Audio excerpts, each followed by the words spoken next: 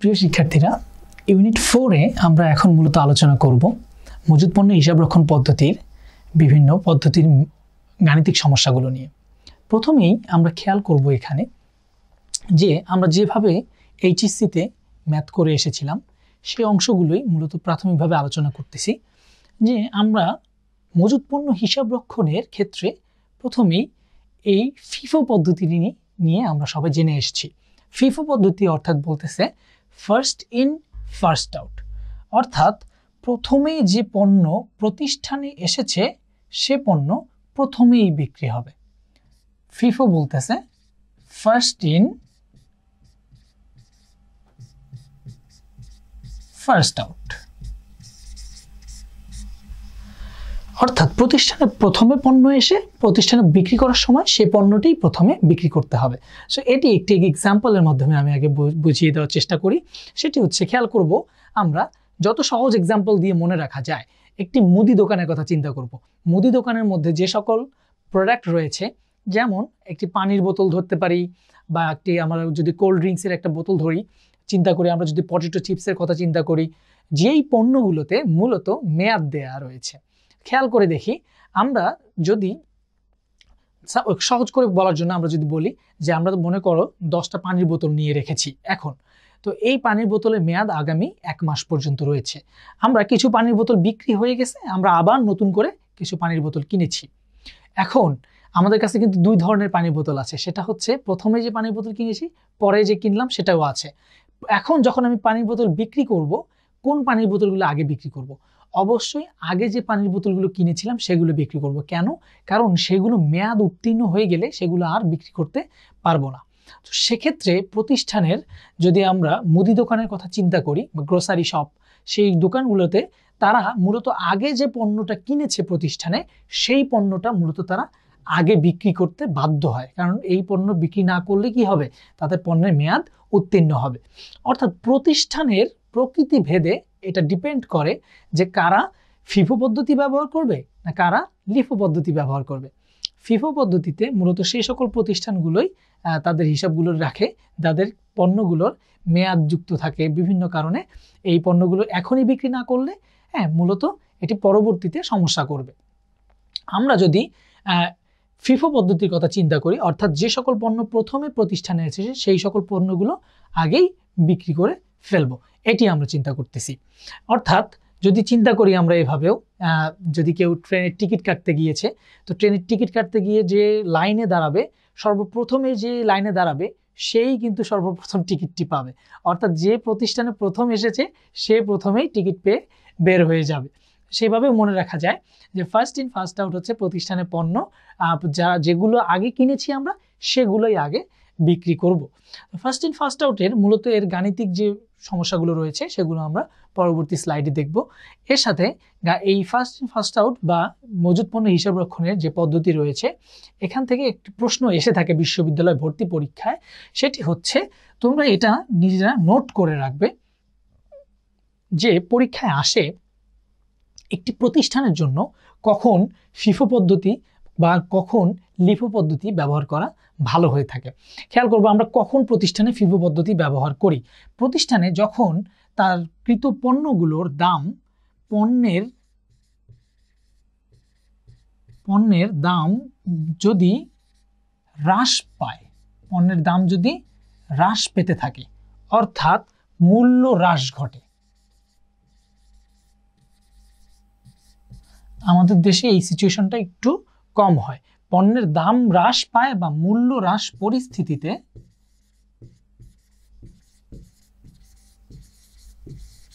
পরিস্থিতিতে ফিফো পদ্ধতি ব্যবহার করা ভালো। মনে রাখবে, এটির জন্য আমি আরো একটা শর্টকাট আলোচনা করে দিব তারপরেও, যে ফিফো হচ্ছে ফার্স্ট ইন ফার্স্ট আউট। প্রথমে যে পণ্যটি আমরা প্রতিষ্ঠানে কিনে এনেছি সেই পণ্যটি বিক্রি করার সময় আমরা প্রথমে বিক্রি করব। এবং এটি কখন হবে? প্রতিষ্ঠানের জন্য এই পদ্ধতি ব্যবহার করা ভালো হবে যখন প্রতিষ্ঠানে পণ্যের দামগুলো হ্রাস পেতে থাকে বা মূল্য হ্রাস পরিস্থিতি হয়, তখন এটি ভালো হবে। এর সাথে আমরা আলোচনা করব এখন লিফো পদ্ধতি সম্পর্কে, লাস্ট ইন ফার্স্ট আউট।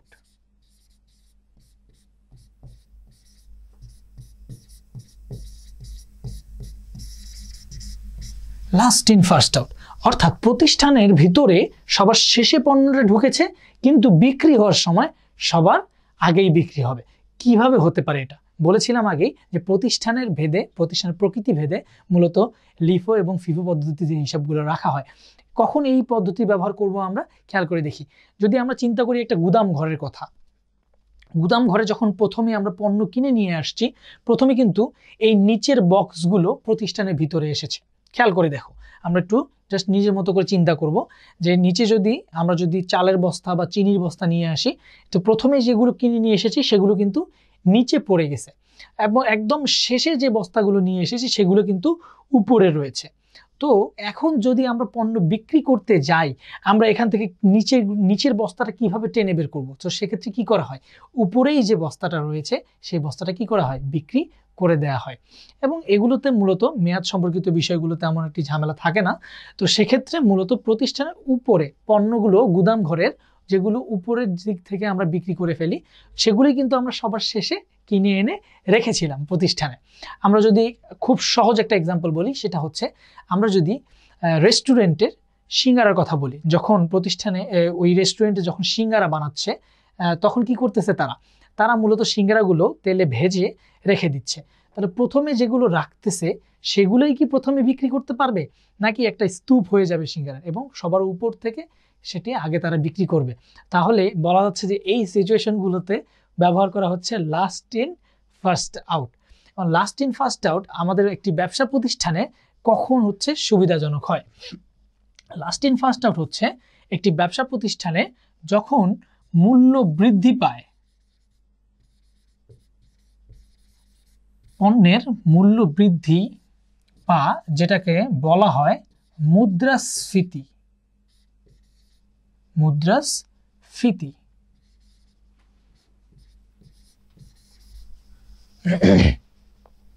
মূল্য বৃদ্ধি, মুদ্রাস্ফীতি, এই জায়গাটা একটু কেটে দিয়েন, হ্যাঁ, আমি একটু মুছে নিই এটা।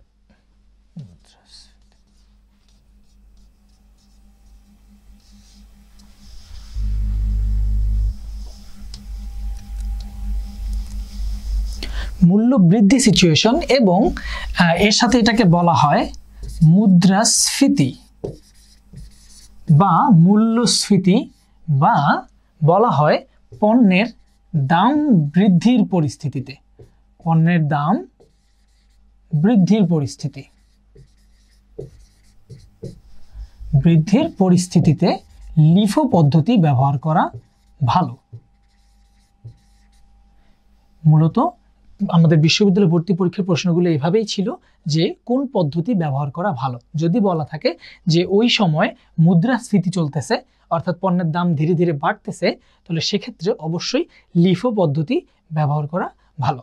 যদি বলা হয় পণ্যের দাম কমে যাচ্ছে, মূল্য হ্রাস ঘটতেছে, সেই সিচুয়েশনে বলা হয় ফিফো পদ্ধতি ব্যবহার করা ভালো। কিভাবে খুব সহজে মনে রাখবো, একটা শর্টকাট বলে দিচ্ছি। শর্টকাটটা হচ্ছে মনে রাখবো এইভাবে, যদি খুব সহজ করে বলি আমরা মনে রাখবো, দাম যদি বাড়তে থাকে তাহলে সেটাকে আমরা বলবো লাফাইলে লিফো ভালো। লাফাইলে লিফো ভালো, না লাফাইলে বা দাম যদি বাড়তে না থাকে, দাম যদি কমতে থাকে, তাহলে আমরা বলবো না লাফাইলে ফিফো ভালো। তাহলে আমাদের যদি প্রশ্নে এখন আসে যে কোন পদ্ধতি প্রতিষ্ঠানে ব্যবহার করা ভালো, তাহলে লাফাইলে লিফো ভালো, না লাফাইলে ফিফো ভালো। অর্থাৎ দাম বাড়লে, মূল্যস্ফীতি বা মুদ্রাস্ফীতি ঘটলে আমাদের লিফো ভালো, আর দাম কমলে বা মূল্য হ্রাস হলে তাহলে ফিফো পদ্ধতি ভালো। আমরা মূলত এই সম্পর্কিত লিফো ফিফো নিয়ে একটি অঙ্কের মাধ্যমে আমরা দেখব যে কিভাবে অঙ্কে আসতে পারে সমাপনী মজুদ নির্ণয় এবং বিক্রিত পণ্যের ব্যয় নির্ণয়। এখানে আমরা প্রথমে অঙ্কটি করব হচ্ছে ফিফো পদ্ধতিতে, অর্থাৎ ফার্স্ট ইন ফার্স্ট আউট। প্রথমেই যে পণ্যগুলো প্রতিষ্ঠানে এসেছে সেই পণ্যটাই আমরা প্রথমে বিক্রি করব। অঙ্কগুলো কিভাবে হয় আমরা সহজে এক্সাম্পলটা খেয়াল করে দেখি একটু। এখানে রয়েছে তারিখ, বিবরণ, একক, দর এবং মোট টাকা রয়েছে। জানুয়ারির 1 তারিখে মজুদ পণ্য আছে 1000 একক, 10 টাকা মূল্যের, 10,000 টাকা দাম। এখন মার্চে আবার ক্রয় করে নিয়ে এসেছি 2000 একক, 11 টাকা করে মূল্যের, অর্থাৎ 22 টাকা দাম। এবং এপ্রিলের 10 তারিখে রয়েছে ক্রয় 3000 একক 12 টাকা করে 36,000 টাকা, যেটি মূলত বুঝাচ্ছে ওই প্রতিষ্ঠানের এখানে মূল্য বৃদ্ধি পরিস্থিতি। যাই হোক, আমাদের কাজ হচ্ছে মূলত এখান থেকে মূলত আমাদের বের করা সমাপনী মজুদ পণ্যের মূল্য এবং বিক্রিত পণ্যের ব্যয়ের মূল্য। এই দুটো জিনিস আমাদের পরীক্ষায় আসতে পারে, যে সমাপনী মজুদের মূল্য কত এবং বলা হতে পারে বিক্রিত পণ্যের ব্যয়ের মূল্য কত। খেয়াল করব এই বিষয়টা, আমরা খেয়াল করে দেখি আমরা সহজেই কিভাবে প্রশ্নের দিকে তাকিয়েই অ্যান্সারটা বের করতে পারি। সমাপনী মজুদ, আমরা পণ্য কিনেছি, আমরা মজুদ পণ্য আগে থেকে ছিল 1000 পণ্য, ক্রয় করেছি 2000, আরও ক্রয় করেছি 3000, তাহলে 3000, 2000, 5000, 1000, 6000, টোটাল 6000টা পণ্য আমাদের কাছে ছিল। এর মধ্যে আমরা পণ্য বিক্রয় করেছি কত হাজার একক? 5000 একক। যেহেতু পদ্ধতি হচ্ছে ফিফো পদ্ধতি, তার মানে বোঝাচ্ছে যে আমরা শুরুতেই যেগুলো কিনছি যেগুলো আগে কিনেছি সেগুলো আগে বিক্রি করেছি। অর্থাৎ আমরা যে 5000 পণ্য বিক্রি করেছি তার মধ্যে এই 1000 পণ্য ছিল, 2000 পণ্য ছিল এবং এখান থেকে কিছু আংশিক পণ্য ছিল, এই 3000-এর মধ্যে 2000 পণ্য। অর্থাৎ এখানে সমাপনী মজুদ হচ্ছে 1000 একক আর বিক্রি করেছি 5000 একক। এখন সমাপনী মজুদ 1000 একক যে রয়েছে, খেয়াল করে দেখো সমাপনী মজুদ 1000 একক কোন জায়গাটায় সমাপনী মজুদ রয়েছে। যেহেতু আগেরগুলো বিক্রি হয়েছে, যেহেতু FIFO first in first out, যেগুলো আগে কিনেছি সেগুলো আগে বিক্রি হবে, তাহলে শেষের এই 3000 এককের মধ্যে 1000 একক এখনো বিক্রি হয় নাই, যেটার মূল্য হচ্ছে 12 টাকা করে, তাহলে দাঁড়াচ্ছে 12,000 টাকা। আর যদি বলা হয় বিক্রিত পণ্যের ব্যয় কত, তাহলে যতটুকু পণ্য বিক্রি করেছি তার ব্যয় কত টাকা। অর্থাৎ প্রথমেই আমরা এখান থেকে বিক্রি করেছি 1000 একক 10 টাকা করে, তার ব্যয় হচ্ছে 10,000, তারপরে 2000 একক 11 টাকা করে, তার দাম হচ্ছে 22,000, তারপরে 3000 এককের মধ্যে 1000 একক এখনো আছে, বিক্রি করতে পারিনি, কিন্তু 2000 একক বিক্রি হয়েছে, যা 12 টাকা করে, 12 দুগুণে 24, এখানে আমাদের 24,000 টাকা, অর্থাৎ দাঁড়াচ্ছে 56,000 টাকা হচ্ছে বিক্রিত পণ্যের ব্যয়। খেয়াল করবো একটা পয়েন্ট, সেটা হচ্ছে যে কোন জায়গাটা পণ্য বিক্রি করে ফেলেছি এবং কোন জায়গার অংশটা আমাদের এখনো সমাপনী মজুদের মধ্যে আছে, তাহলে আমরা বুঝে যাব। এই ম্যাথটি আমরা এখন লিফো পদ্ধতিতে করে দেখব। এই অঙ্কটি যদি আমরা লিফো পদ্ধতিতে করে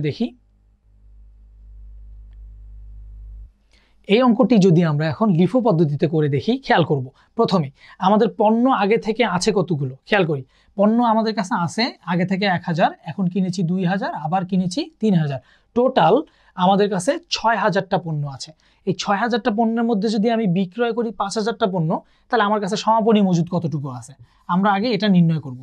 আমাদের কাছে মূলত সমাপনী মজুদ আছে 1000 একক, এবং প্রশ্নে যদি আমাদের পরীক্ষায় চায়, দুটো প্রশ্ন চাইতে পারে এখানে, একটি হচ্ছে সমাপনী মজুদের মূল্য কত, সমাপনী মজুদের মূল্য কত টাকা, আরেকটি প্রশ্ন হতে পারে বিক্রিত পণ্যের ব্যয়ের মূল্য কত টাকা।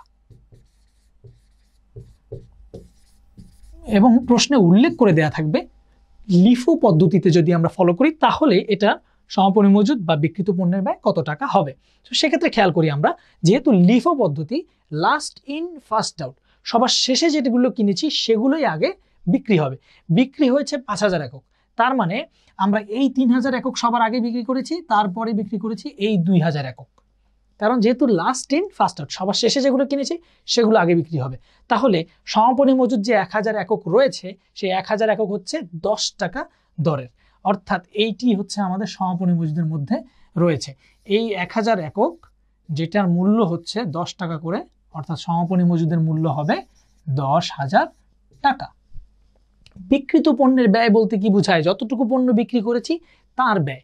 তাহলে বিক্রি করেছি হচ্ছে 5000 পণ্য, এই 2000 পণ্য এবং এই 3000 পণ্য, তাহলে এদের ব্যয় 2000 পণ্য 11 টাকা করে 22,000 টাকা, এবং 3000 পণ্য 12 টাকা করে 36,000 টাকা। খেয়াল করে দেখব, তাহলেই মূলত আমাদের সহজেই বের হয়ে যাচ্ছে লিফো পদ্ধতিতে 58,000 টাকা চলে আসতেছে বিক্রিত পণ্যের ব্যয়। আমরা আগের স্লাইডে শিখে এসেছি যে আমাদের পণ্যের দাম বৃদ্ধি পরিস্থিতিতে লিফো পদ্ধতি ভালো, সহজে বলেছিলাম লাফাইলে লিফো ভালো। কেন ভালো? আসলে মূলত লিফো পদ্ধতি ব্যবহার করলে একটি প্রতিষ্ঠানের বিক্রিত পণ্যের ব্যয় বেশি দেখায়, যার ফলে ওই প্রতিষ্ঠানের আয় কম দেখানো হয়, যেটি মূলত সরকারকে ট্যাক্স দেওয়ার ক্ষেত্রে একটু কম ট্যাক্স দেওয়ার ব্যাপারটি বোঝায়। সেজন্য বলা হয় প্রতিষ্ঠানের জন্য এইটি পদ্ধতি ব্যবহার করা ভালো। শিক্ষার্থীরা, এখন আমরা ইউনিট 5-এ হস্তান্তরযোগ্য ঋণের দলিল সম্পর্কিত বিষয়গুলো নিয়ে আলোচনা করব।